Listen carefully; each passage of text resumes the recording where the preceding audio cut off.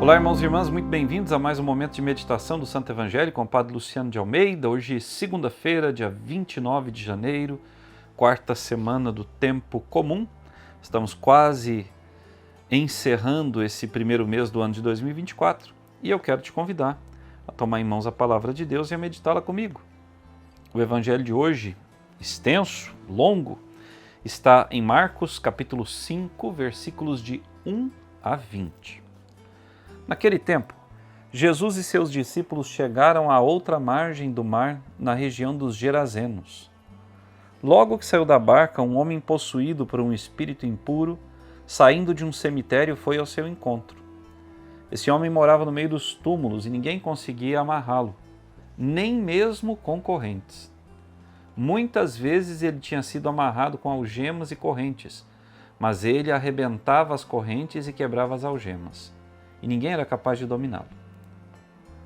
Dia e noite, ele vagava entre os túmulos e pelos montes, gritando e ferindo-se com pedras. Vendo de longe Jesus, o endemoniado, correu, caiu de joelhos diante dele e gritou bem alto: "Que tens a ver comigo, Jesus, Filho do Deus Altíssimo? Eu te conjuro por Deus, não me atormentes."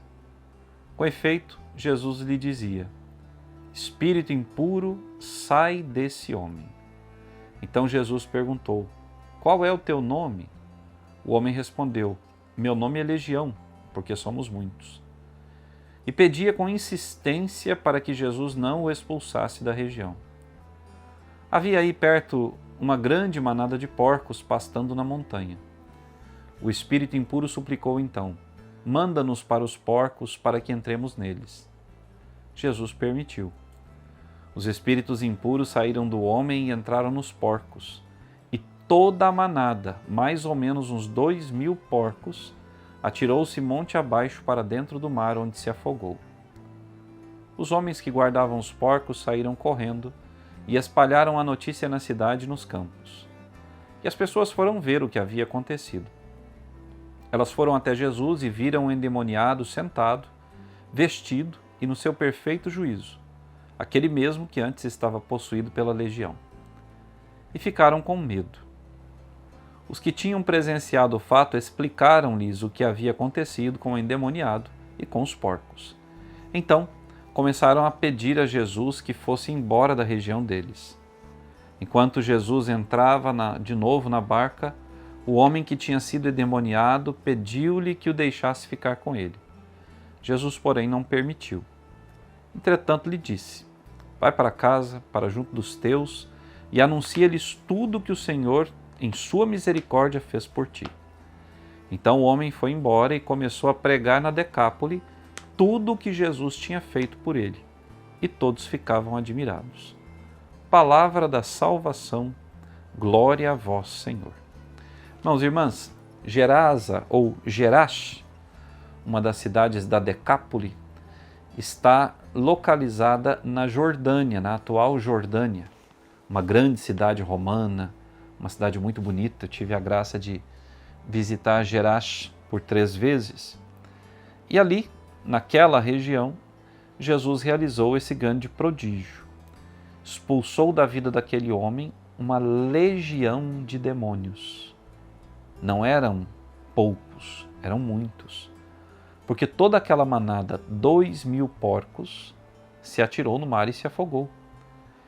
Vejam, irmãos e irmãs, as pessoas não levam a sério as coisas espirituais. A grande maioria das pessoas não acreditam no mal, acham que é um fator psicológico, mas o mal é real. Os demônios existem, assim como os anjos são reais, nossos companheiros e defensores. Assim também, a horda de Satanás é real e vive procurando a quem atormentar. Aquele homem, há anos, estava prisioneiro daquela legião de demônios. Vocês imaginem uma pessoa passar dia e noite caminhando entre túmulos, pelos campos, gritando e se ferindo, sem paz, sem descanso. É isso que o mal faz conosco, ele não nos deixa descansar. Enquanto Jesus é aquele que traz paz, mesmo em meio à tempestade, o demônio é aquele que faz da nossa vida uma tempestade constante. Quantas são as pessoas que vivem um verdadeiro inferno cá na terra, não porque Deus não esteja com elas, mas porque elas se fazem prisioneiras do mal, livremente escolhem servir ao mal, livremente buscam as coisas más. Às vezes, irmão e irmã, você pode até achar que o padre é muito radical, mas às vezes num presentinho que alguém te dá com segundas intenções, com maldade, o mal entra na sua casa e na sua vida. Às vezes numa comida, às vezes num objeto de decoração, às vezes numa peça de roupa. Nunca aceite presentes de estranhos ou de pessoas com as quais você não tem intimidade e não conhece a fundo a vida. Porque essa pessoa pode ter amaldiçoado esse presente e esse mal entra na sua casa e na sua vida.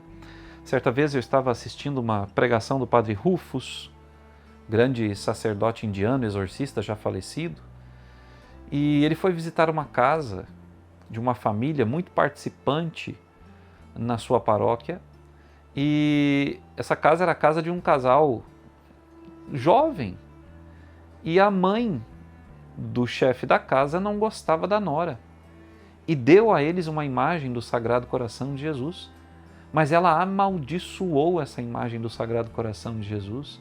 Ela colocou naquela imagem do Sagrado Coração de Jesus objetos de ocultismo. E assim que aquela imagem pisou, ou melhor, foi colocada dentro daquela casa, a vida daquela família virou um inferno.